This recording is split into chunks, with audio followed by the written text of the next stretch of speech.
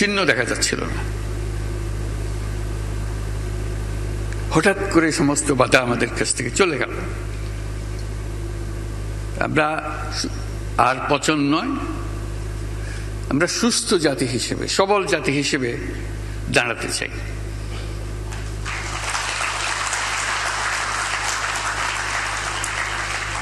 এবং আমরা পারি, তার প্রমাণ হলেন আপনারা।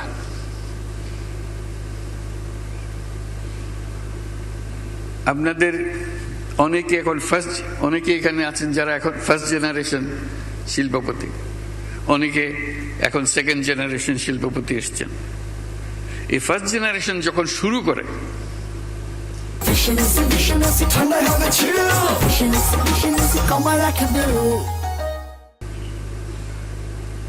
শিল্পপতি বললে তাদের লজ্জা পেত, আমি কি শিল্পপতি, চিন্তাই করে না যে সে শিল্পপতি হবে একদিন।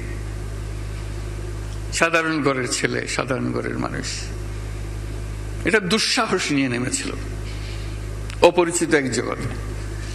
বাঙালির কপালে লেখা ছিল কেরানিগিরি করা। সে স্কুলে কলেজে লেখাপড়া করলে সে কেরানি হবে। তার সর্বোচ্চ আশা ছিল ডেপুটি হওয়া। তো সেখানে আজকে আপনারা যারা সামনে বসে আছেন, তারা বিশ্বমাপের উদ্যোক্তা।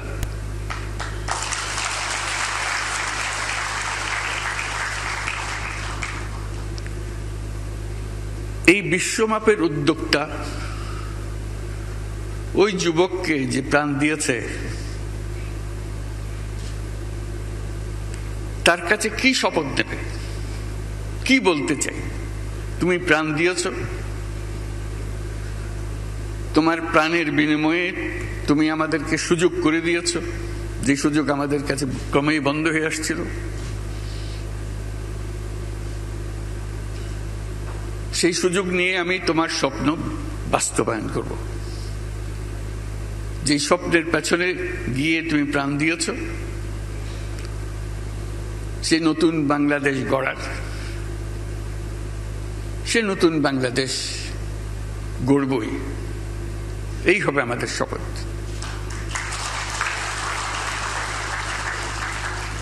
এই সুযোগ জাতির জীবনে বারে বারে আসে না। চিন্তা করে দেখুন, কি এই সুযোগ? সমস্ত কিছু থেকে আপনি মুক্ত। অতীত আপনাকে আর টানবে না।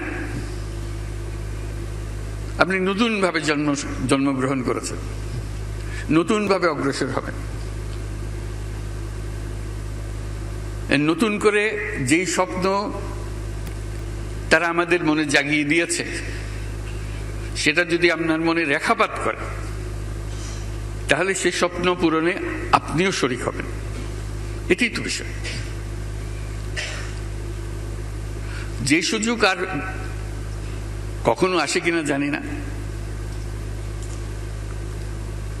এই সুযোগকে যেন আমরা হারিয়ে না ফেলি।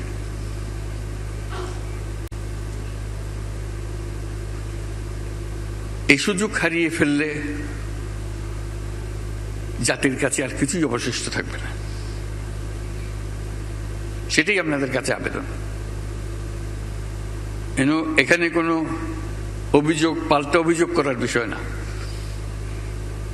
বাংলাদেশ একটা ছোট দেশ, অসংখ্য মানুষ, 17 কোটি মানুষ, কিন্তু অদ্ভুত এক দেশ। সবাই সবাইকে চেনে। যেখানে যান, ও আচ্ছা তাই নাকি, ও তো আমাদের স্কুলে ছিল, একটা না একটা যোগসূত্র বের হয়ে যায়। যেখান থেকে আসুন, বাংলাদেশে কেউ কারো অপরিচিত না। এটাও একটা বড় শক্তি আমাদের। দুনিয়ার কোন দেশ বোধহয় নাই এত কম্প্যাক্ট ফ্যামিলি, এত ঘনিষ্ঠ। কেউ সরকারে আছে, কেউ সরকারের বাইরে আছে, কেউ ব্যবসাতে আছে, কেউ সামরিক বাহিনীতে আছে। একটু খোঁজ করলে বলে আমার এক ভাই তো ওখানে, আরেক ভাই ওখানে, আরেকজন বিদেশে। এই তো আমাদের জগৎ। সেটা একটা বড় শক্তি, যে শক্তি অন্য জাতির হয়তো নাই, আমাদের আছে। আমরা কিছু একটা ইচ্ছা করলে, সেটা কোমর বেঁধে ফেললে সেটা করে ফেলতে পারি। এই বাংলাদেশের মধ্যেই তৈরি পোশাকের শিল্প তৈরি হলো আউট অফ নোওয়্যার। এখন দ্বিতীয় লার্জেস্ট এক্সপোর্টার। কি সাংঘাতিক কথা! কোথার থেকে কোথায় এক জীবনে।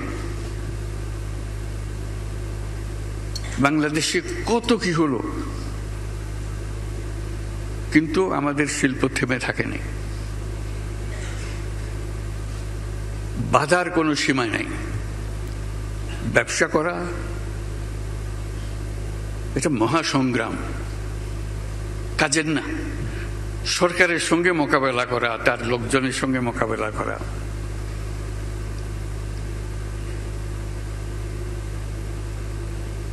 আজকে আমরা একযোগে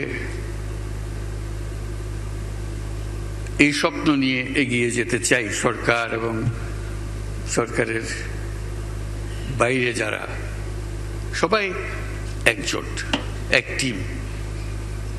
এটা একটা কম্প্যাক্ট টিম। আপনারা সেই টিমের as much a member as anybody else. যে সরকারি আছে বলেই সে আরেক রকম হয়ে আছে।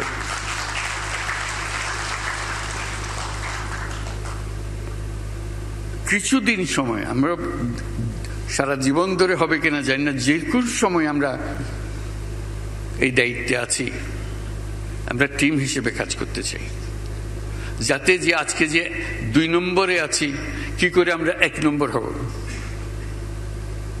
আমাদের মেয়াদকালে যদি আপনারা 1 নম্বরে নিয়ে যেতে পারেন, আমরাও স্মরণ করবো যে যাক বাবা একটা কিছু করছে।